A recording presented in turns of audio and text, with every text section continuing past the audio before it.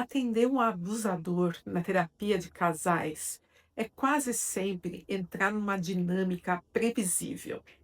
Não por repetição de casos, mas pela estrutura emocional que eles carregam. E nos últimos meses, isso apareceu tanto no meu consultório que eu preciso falar sobre um mecanismo que se repete. Porque o abusador, ele só aceita ir para a terapia quando faz algo que é tão grave que a mulher finalmente ameaça ir embora.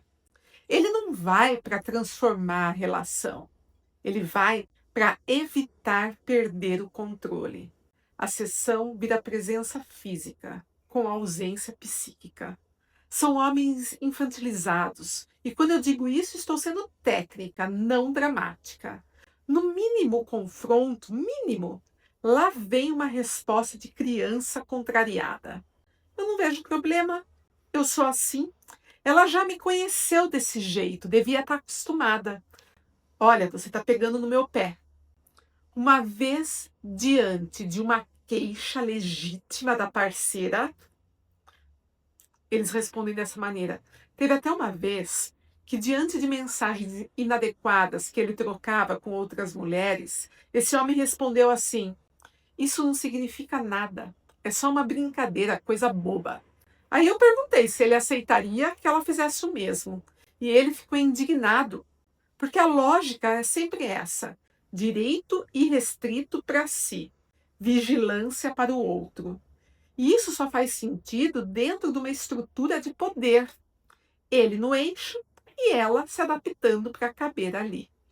Ele dita as regras e ela vai se diminuindo para não entrar no próximo conflito.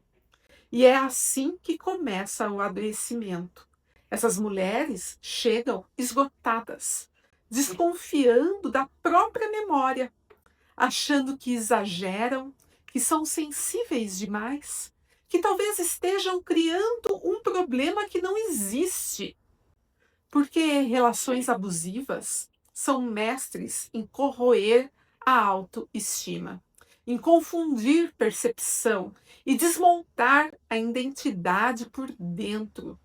Mas quando a conversa avança, a verdade aparece. Não porque eu dei um rótulo ali na sessão, mas porque o próprio comportamento dele se revela ali, no consultório.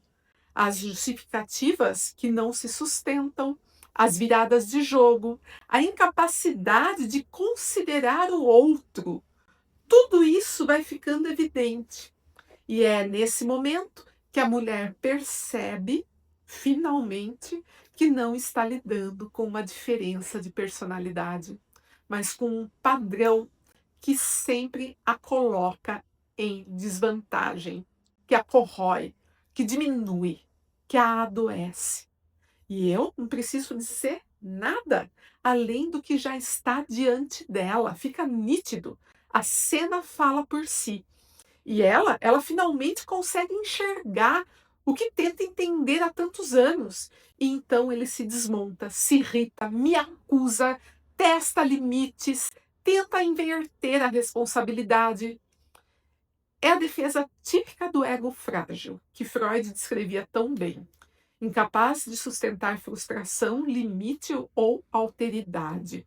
E o padrão é invariável. Quando o controle escapa, a máscara cai.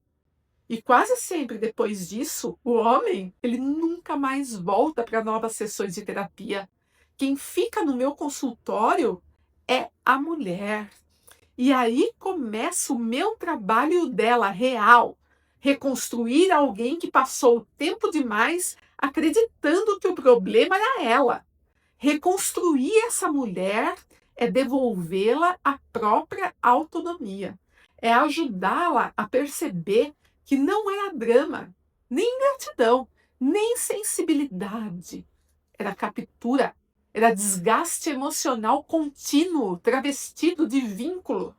Para essa mulher sair desse lugar, ela não precisa deixar de amar. Ela precisa recuperar o próprio juízo emocional. Aquele que o relacionamento foi apagando aos poucos. Essa mulher precisa entender que o que a manteve ali não foi fraqueza, não foi dependência, não foi amor demais, foi desgaste diário que tirou dela a capacidade de se enxergar com nitidez. E quando isso finalmente cai, ela não sai da relação porque deixou de amar. Ela sai porque voltou a se reconhecer. É isso que muda tudo. Não é o fim do sentimento, é o fim da confusão. Quando ela volta a acreditar no próprio olhar, ela volta para si. E a saída acontece como consequência, não como uma coragem heróica, mas como lucidez.